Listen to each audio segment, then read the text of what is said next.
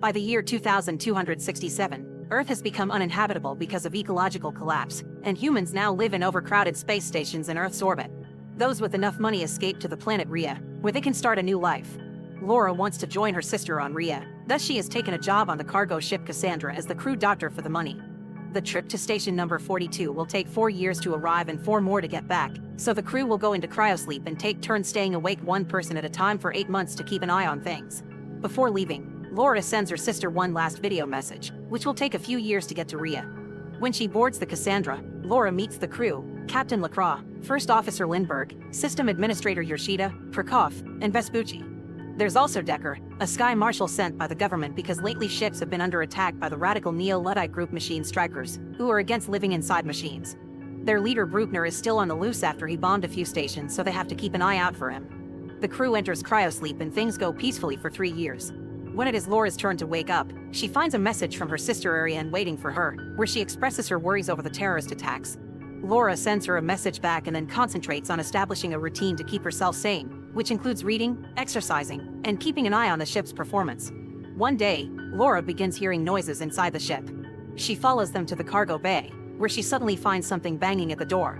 Terrified, Laura runs away and is shocked to bump into Decker, who explains he was automatically woken up when the system detected someone entering the cargo bay, which is forbidden. Laura tells him what happened and rushes to wake up Lacroix, since the rules say the captain must be around during unexpected incidents. Once Lacroix wakes up, the three of them investigate the cargo bay and find the astronaut suits thrown on the floor. Lacroix wants to believe the air pressure tossed them, but then he checks the system logs and discovers multiple illegal accesses during Laura's shift.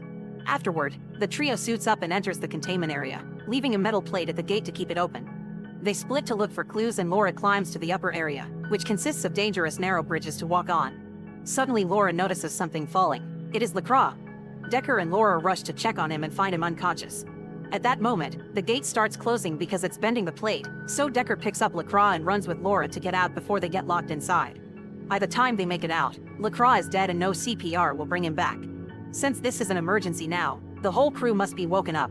Following protocol, Lindbergh becomes captain and she immediately assigns tasks. Yoshida must inspect the logs for suspicious activity, Laura must do an autopsy on Lacroix, and Prokop and Vespucci must fix the gate.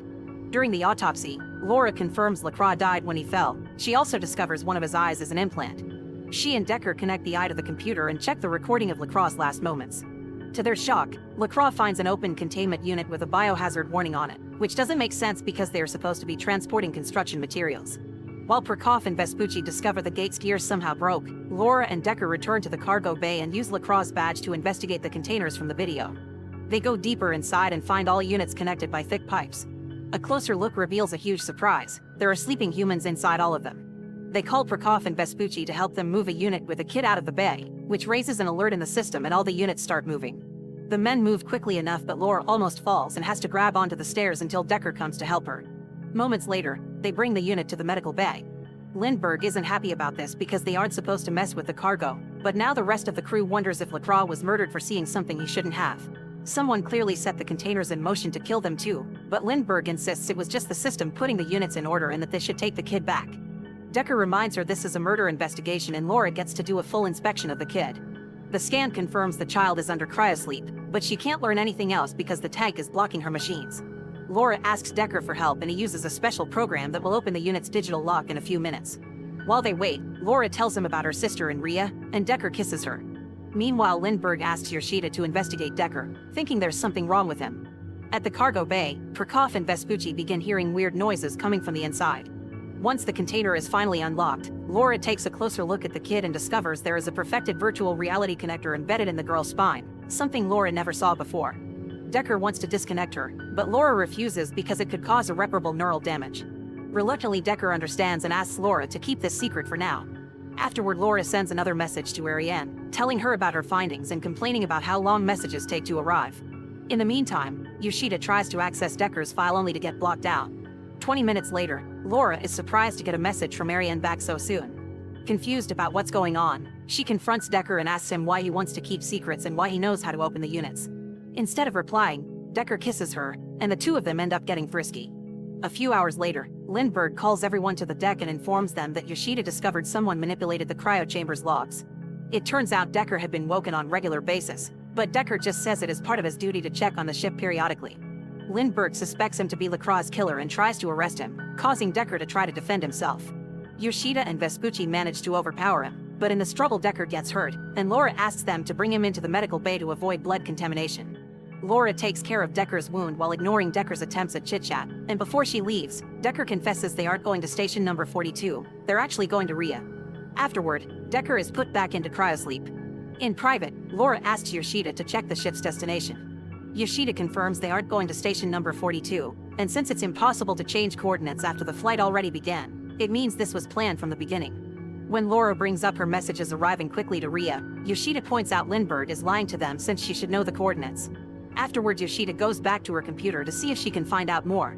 While Laura has a drink with the guys, she notices the power fluctuating and worries about Yoshida, so she goes to check on her. Unfortunately, Yoshida is already dead. Upon hearing this, the crew immediately goes to check on Decker and discovers he's escaped the cryopod. The logs indicate someone left him out. The crew gets armed and goes looking for Decker.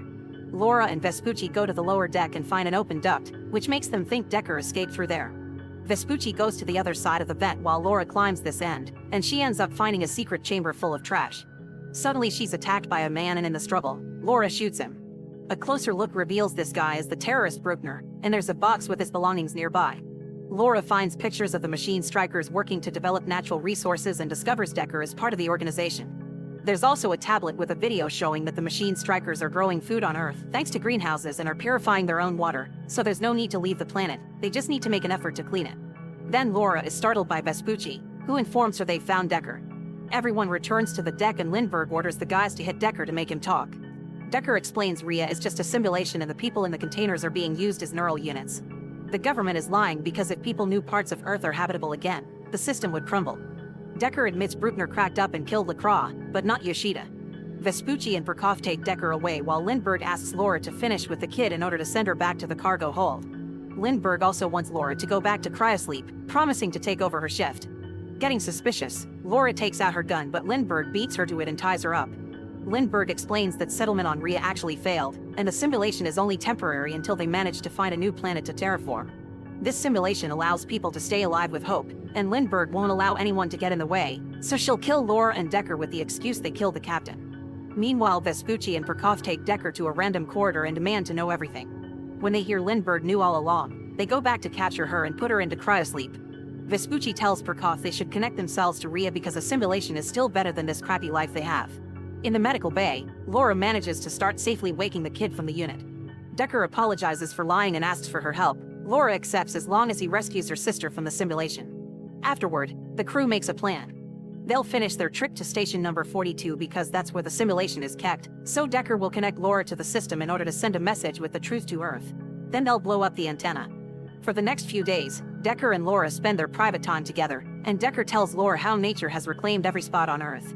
When they finally arrive at station number 42, they delay the delivery of the cargo, which gets them 30 minutes to pull off the plan. Laura discovers the child is awake and wandering, so she has to quickly take her back to her room to keep her safe.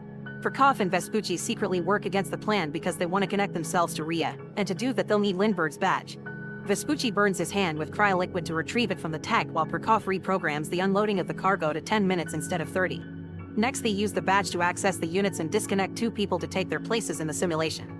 As the system gets ready for delivery protocol, it wakes Lindbergh up.